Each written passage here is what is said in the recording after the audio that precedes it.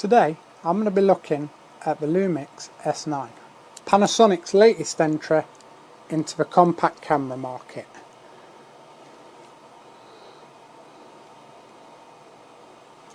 Well, I say compact camera, I actually think Panasonic might be trying to create their own genre, if you will, with this. It's squarely aimed at anybody into content creation for social media, people who want quick, fast, really good looking footage and they want it online fast. This could be the one for you. It's got a full frame sensor. It's taken from their S5 Mark II and the S5 Mark IIX, which in themselves are pretty serious cameras. So the video quality, top notch. Photo quality, 24 megapixels, again, par for the course, real full frame goodness. What else have we got? We've got no EVF, which just goes to show they really are aiming this at the real modern like lifestyle, casual, social media type users. So we're going to go get it out in the field, take some pictures, see how we get on with it. Let's go.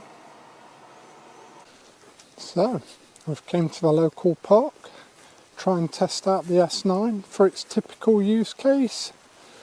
Got the IBIS on and the electronic stabilisation. This is a walk on uneven ground.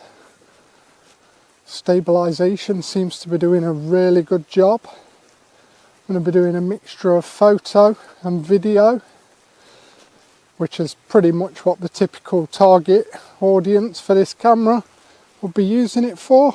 Show you where we are. It's a really overcast day. It's not overexposed. Eye tracking works really well. Coming from a Sony, autofocus was one of my concerns. Lumix have absolutely nailed it.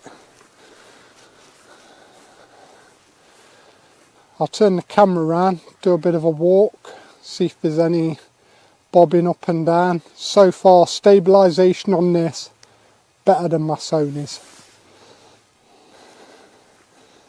So that's typical walk, really uneven ground.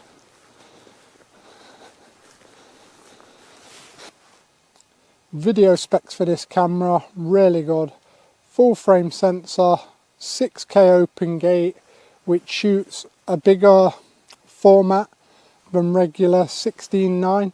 So one shot, you can also get your 16:9 horizontals and also your verticals for social media. Saves having to shoot stuff twice. Autofocus in video and photo over 700 points. Autofocus so far has actually been way better than expected.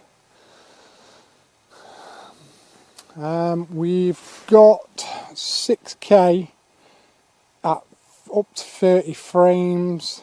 I'll do 4K 60 I believe with a slight crop.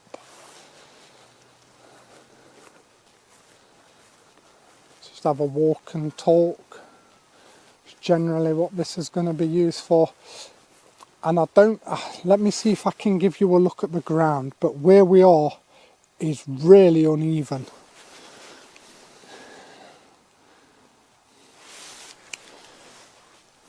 Full of potholes, little ruts, and so far this stabilisation seems to be doing a really good job.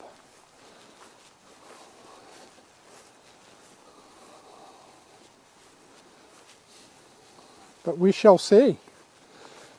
But yeah, really impressed. It's a tiny, tiny camera. I mean, this with this 18-40 lens, this really will fit in my pocket. So, for such a small camera to have the pro features of the S5 Mark II is really compelling, especially for social media content creators. This is a really powerful camera to have in my pocket.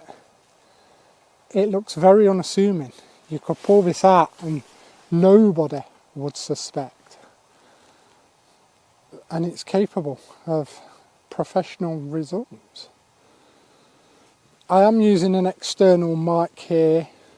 Internal audio is alright. I'd say use it indoors if it's quiet and you don't have many fans or ambient noise. Don't know if I'd use it outside. I prefer my external audio. Makes it sound a bit better. Don't know what else to say on the video. Really impressive. Rolling shutter is really good as well, especially for no mechanical shutter. It's very surprising. My daily camera is a Sony A7 IV, and I would say,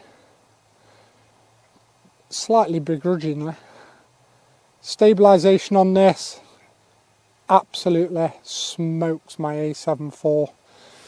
Picture quality seems the same, low light. Really good footage, easy to grade.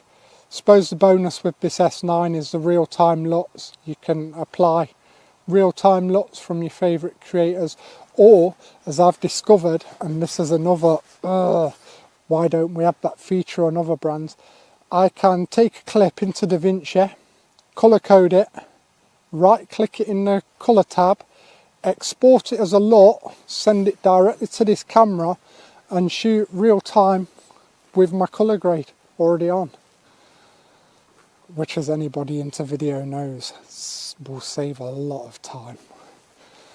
I suppose the downside to that is you've baked profile in, so there's ups and downs to everything, but that is a feature I will use a lot. In fact, I'm using right now. Photo wise, 24 megapixels. The 18 to 40 is really small. I believe it's the world's smallest full frame zoom lens. But another neat feature on the camera is it's got something called hybrid zoom, which basically crops into the sensor in camera, which I thought at first maybe a bit of a gimmick because I can crop in Photoshop or one of my editors. But while you're out and in camera and actually zooming, it just makes the experience of taking the photos that much better. Because instead of taking a wide shot, relying on a crop later, I can do it in camera and still get into the moment. So it makes the actual photography quite a lot better. But we've got a lot of field to walk through to get to where we're going. So I'll do a bit of walking, and we'll come back and take some photos.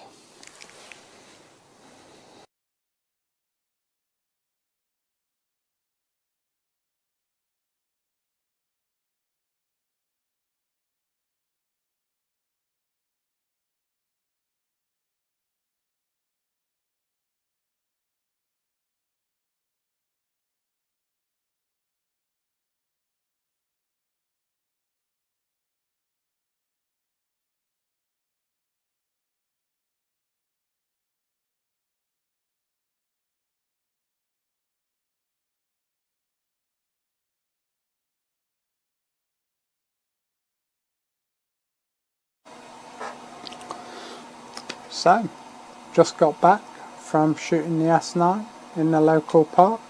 We got a few good pictures.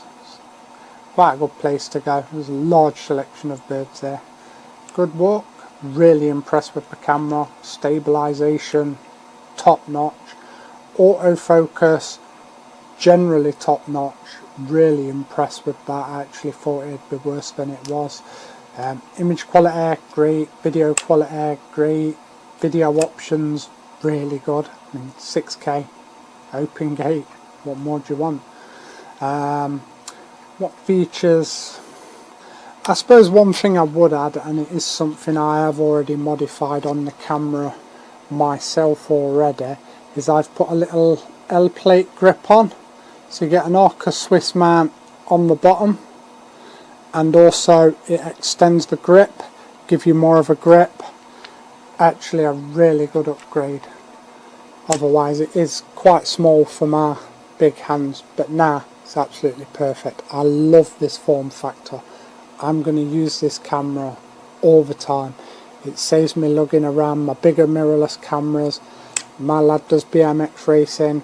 I normally take a much bigger camera and lens. With this little lens and the hybrid zoom, absolutely covered, and I can keep it in my pocket.